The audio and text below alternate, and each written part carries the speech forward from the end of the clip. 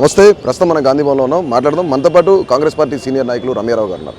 Madam చెప్పండి, ఎక్కడి నుంచి పోటీ చేయబోతున్నారు? అంటే గత శాసనసభ ఎన్నికల తర్వాత గెలిచిన తర్వాత కాంగ్రెస్ పార్టీకి కొత్త ఉత్సాహం వచ్చింది. సో ఇప్పుడు ప్రస్తుతానికి అదే జోష్లో ముందుకెళ్తుంది పార్లమెంట్ ఎన్నికలకు సంబంధించి. మీరు ఎక్కడి నుంచి పోటీ చేస్తారు? ఎక్కడి వరకు ఏ నియోజకవర్గాలు అప్లికేషన్ ఇచ్చారు? నేను కరీంనగర్ పార్లమెంటరీకి సంబంధించి జస్ట్ ఇప్పుడే అప్లై చేసుకోవడం జరిగింది. గతంలో కూడా నేను కరీంనగర్ అసెంబ్లీ కోసం కూడా అడగడం జరిగింది. అప్పుడు పీసీసీ చీఫ్ హోదాలో ఉన్న రేవంత్ రెడ్డి గారు నాకు మాట ఇవ్వడం జరిగింది. కల్వకుంట్ల కుటుంబం అన్యాయం చేసిన కాంగ్రెస్ కుటుంబం న్యాయం చేస్తుంది అని పీసీసీ చీఫ్ హోదాలో గౌరవ ముఖ్యమంత్రి రేవంత్ అన్న చెప్పడం జరిగింది, హామీ ఇచ్చారు. అట్లాగే మరి మా సోనియా గాంధీ గారి నుంచి ఇక్కడ ముఖ్యమంత్రి రేవంత్ అన్న గారి వరకు మా ఇన్ఛార్జ్ దీపాదాస్ మున్షి గారు ప్రతి ఒక్కరు కూడా మహిళా లీడర్షిప్ని ఎంకరేజ్ చేసే విధంగా ఈసారి మెజారిటీ క్యాండిడేట్స్ మహిళలు రాబోతున్నారు. తప్పకుండా 17కి 17లో మెజారిటీ మేమే ఇక్కడ నుంచి లోక్సభ అభ్యర్థులకు. ఇది కాంగ్రెస్ పార్టీ వ్యూహం అనుకోవచ్చా? అక్కడి నుంచే కేసీఆర్ పోటీ చేస్తారు, బండి సంజయ్ కూడా పోటీ చేస్తారు. ఖచ్చితంగా వాళ్ళిద్దరిని ఓడించడానికి కాంగ్రెస్ వ్యూహం రచించింది మీ రూపంలో అనుకోవచ్చా?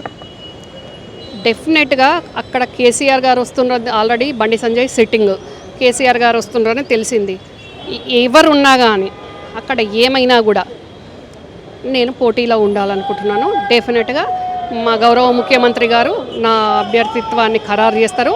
అక్కడ ఎవరైనా కానీ గెలిచి చూపించే సత్తా నాకుంది కాబట్టి నేను కూడా ఉద్యమ బిడ్డను, కాంగ్రెస్ నాయకురాల్ని, కాంగ్రెస్ కుటుంబ సభ్యులు అందరూ కూడా నాకు అండదండగా ఉన్నారు. కాంగ్రెస్ అభిమానులు దేశ విదేశాల్లో ఉన్న వాళ్ళు కూడా ప్రతి ఒక్కరు కూడా ఖచ్చితంగా మీరు పోటీలో ఉండాలి. అక్కడ కేసీఆర్ రానియండి, బండి సంజయ్ కాదు, ఇంకెవరు వచ్చినా కానీ ఇబ్బంది ఏం లేదు. మీరు తప్పకుండా కాంగ్రెస్ ఐడియాలజీ ప్రకారం పనిచేసిండ్రు కాబట్టి ఖచ్చితంగా గెలుస్తారన్నారు. ఆ గెలిచే సత్తా కూడా నాకుంది. ఎందుకంటే నేను పుట్టిందే రాజకీయ నేపథ్యం ఉన్న కుటుంబంలో పుట్టిన, ఓనమాలు ఎట్లయితే చదువుకున్నానో నేర్చుకున్నానో ఓనమాలతో పాటు రాజకీయం కూడా నేను చూసిన దాన్ని, నేర్చుకున్న దాన్ని. మా నాన్నగారు కూడా కాంగ్రెస్ లీడరే, గతంలో మెదక్ డిస్ట్రిక్ట్ ప్రెసిడెంట్ ఉండే. అప్పటి నుంచే నాకు కాంగ్రెస్ సిద్ధాంతాలు ఏంటి, కాంగ్రెస్ కార్యకర్త నుంచి నాయకురాల వరకు ఎట్లా ఎదుగుతారో, ఎట్లా పనిచేయాలని. పులి బయటకు వస్తుంది, కాంగ్రెస్ పార్టీ పని అయిపోతుంది, కాంగ్రెస్ పార్టీ కుప్పకూలిపోతుందని చెప్తున్నారు. మరొక ఏకనాథ్ షిండే రేవంత్ రెడ్డి అవ్వబోతున్నారని చెప్తున్నారు. ఏమంటారు? పులి ఎవరండి? కేసీఆర్ పులి అయితే ఆయన అన్న బిడ్డను నేను. మరి నేను పెద్ద పులి బిడ్డను, వెనకకు తగ్గేది లేదు. కాంగ్రెస్ ప్రభుత్వాన్ని పూర్తిగా సమూలంగా కూల్చబోతున్నామని చెప్తున్నారు బీఆర్ఎస్ నాయకులు, అలాగే బీజేపీ నాయకులు కూడా. ఏమంటారు దీనికి? అంటే వాళ్ళు కాంగ్రెస్ ప్రభుత్వం రావడాన్ని ఏ రకంగా ఓర్చుకోలేకపోతున్నారు అంటే, ఇంకా వాళ్ళు ఎంత అభద్రతతోటి ఉన్నారు అంటే, వాళ్ళు ప్రజాప్రభుత్వాన్ని, ప్రజలు ఇచ్చిన కాంగ్రెస్ ప్రభుత్వాన్ని కూలుస్తాము అని అంటున్నారంటే వాళ్ళు ఎంత ప్రజాస్వామ్య వ్యతిరేకంగా మాట్లాడుతున్నారు అనేది ఇక్కడ అర్థమవుతున్నది. ప్రజలు మిమ్మల్ని ఆదరించలేదు, మమ్మల్ని ఆదరించిండ్రు, మాది ప్రజాప్రభుత్వం, మీది ప్రజా వ్యతిరేక ప్రభుత్వం అనేది ప్రజలే ప్రూవ్ చేసిండ్రు. అట్లాంటిది మేము కూలుస్తామంటే మీరు కుట్రలు చేయడం, కూల్చడమే ముఖ్యమా? మరి మీరు అపోజిషన్ హోదాలో ఎందుకు ఉండలేకపోతుండ్రు? అపోజిషన్లో ఉండి మీరు ప్రభుత్వానికి గతంలో 9.5 సంవత్సరాల ప్రభుత్వంలో పనిచేసిన వాళ్ళు మీకు చేతనైతే సలహాలు ఇవ్వండి, సపోర్ట్గా ఉండండి. అంతేగాని కూలుస్తాము అని అంటే ఆ కూలుస్తాం అన్న వాళ్ళని ఇప్పుడు మళ్ళీ లోక్సభ ఎలక్షన్లో ప్రజలందరూ కూడా ఈ కుట్రదారులను, ఈ కూల్చివేత మాటలు మాట్లాడేటోళ్ళను కర్రు వాల్చి వాత పెడతారు. కాంగ్రెస్ పార్టీ ప్రజల్ని మోసం చేస్తుంది. నిజంగా వీళ్ళకి చిత్తశుద్ధి ఉంటే హామీలను అయితే అమలుపరచాలని బీజేపీ నాయకులందరూ చెప్తున్నారు. ఈసారి ఖచ్చితంగా 12 సీట్లు గెలుస్తామని కూడా బండి సంజయ్ గట్టిగా వాయిస్ ఇస్తున్నారు. ఏం చెప్తారు ఆయన? ఏందండి బండి సంజయ్ ఆయన ఒక మతాన్ని అడ్డం పెట్టుకోకుంటే, ఒక రాముని బొమ్మ అడ్డం పెట్టుకోకుంటే, ఇప్పుడు ఆయన కరీంనగర్ ఎంపీ, ఒక రాష్ట్ర నాయకుడు కావచ్చు మాలాగా, కానీ నువ్వు మతాన్ని రెచ్చగొట్టకుండా కరీంనగర్లో నువ్వు రాముని బొమ్మ చూపెట్టకుండా నువ్వు గెలుస్తావా? ఎంపీ కాదు కదా, నువ్వు ఆ 2 పనులు చేయకుండా కార్పొరేటర్ కూడా గెలిచే సత్తా నీకున్నదా? కానీ కాంగ్రెస్ ఐడియాలజీతోటి, కాంగ్రెస్ కండువా వేసుకొని, కాంగ్రెస్ జెండా పట్టుకొని ప్రజల్లోకి వెళ్ళి ప్రజల తరఫున మేము ఉంటాం కాబట్టి ప్రజలు మమ్మల్ని ఆదరిస్తారు. ఆ సత్తా, సామర్థ్యం, శక్తి మా దగ్గర ఉంది, మేము గెలిచి చూపిస్తాం. కానీ నువ్వు చూపించగలిగే సత్తా నీకు ఉందా? బొట్టు లేకుంటే, భాగ్యలక్ష్మి లేకుంటే, రాముడు లేకుంటే బీజేపీ గెలిచే సత్తా బండి సంజయ్ దగ్గర ఉందా అని నేను అంటున్నాను.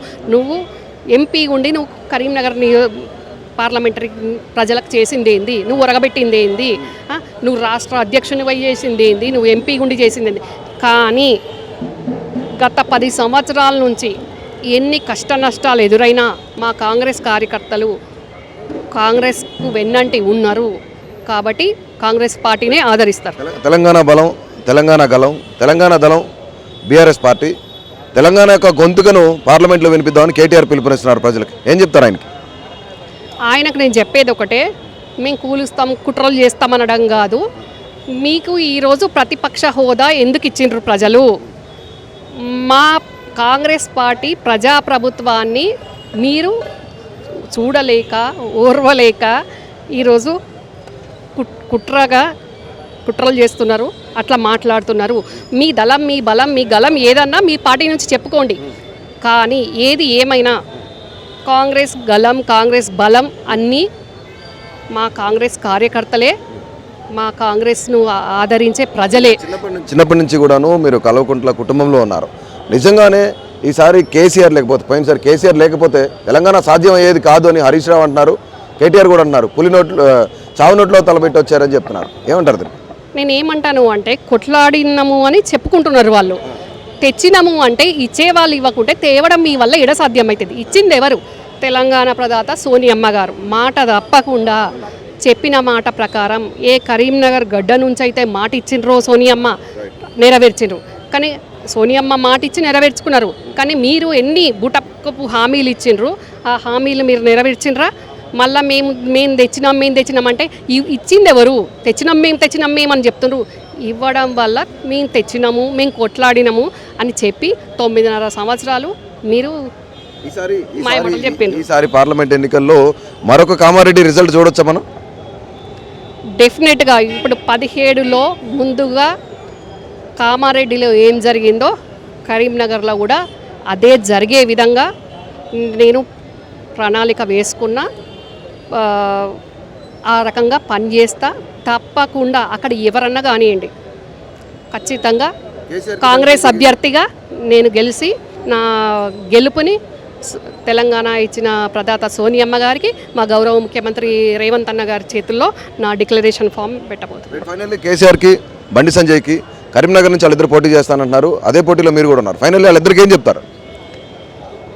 వాళ్ళిద్దరికి నేను చెప్పేది ఒకటి, ఇద్దరు ఒకరు 2 సార్లు ముఖ్యమంత్రిగా ఉన్నారు, ఒక ఆయన పార్టీకి అధ్యక్షుడిగా ఉన్నాడు, ఎంపీగా ఉన్నాడు.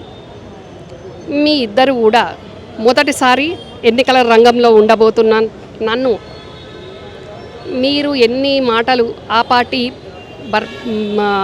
బర్బాజ్ అయిపోయిన బీఆర్ఎస్ కానివ్వండి, రాముని బొమ్మ పెట్టే బీజేపీ బండి సంజయ్ కానీ, మీరు ఈసారి కాంగ్రెస్ అభ్యర్థిగా నన్ను ఎదుర్కోవడం అంటే ప్రజలు ఎవరి వైపు ఉంటారు, ప్రజలు ఎవరి వైపు మొగ్గు చూపిస్తారు అనేది మీకు తొందరలోనే తేట తెల్లం అయిపోతుంది.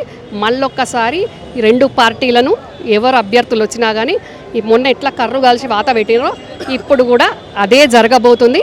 17లో మొట్టమొదటిదే కరీంనగర్ గెలవబోతుంది. కరీంనగర్లో కాంగ్రెస్ కిల్లా మీద కాంగ్రెస్ జెండా ఎగరవేయబోతున్నాం. రైట్, అది ఖచ్చితంగా మన కామారెడ్డి లోక్సభ ఎన్నికలు ఏదైతే శాసనసభ ఎన్నికల్లో కామారెడ్డి రిజల్ట్ అవుతుందో ఖచ్చితంగా రానున్న పార్లమెంట్ ఎన్నికల్లో అయితే కరీంనగర్లో కూడా సేమ్ రిజల్ట్. ఒక పక్క కేసీఆర్, మరో పక్క బండి సంజయ్ని కూడా ఓడించడానికి రమ్యారావు సిద్ధంగా ఉన్నారు. ఖచ్చితంగా ఈ 17 సీట్లలో మొట్టమొదటిగా గెలవబోయేది కరీంనగర్ సీట్ అని కూడా గట్టిగా చెప్తున్నారు. కెమెరా పర్సన్ డానియల్తో వసంత్, కేటీవీ తెలుగు, గాంధీ భవన్.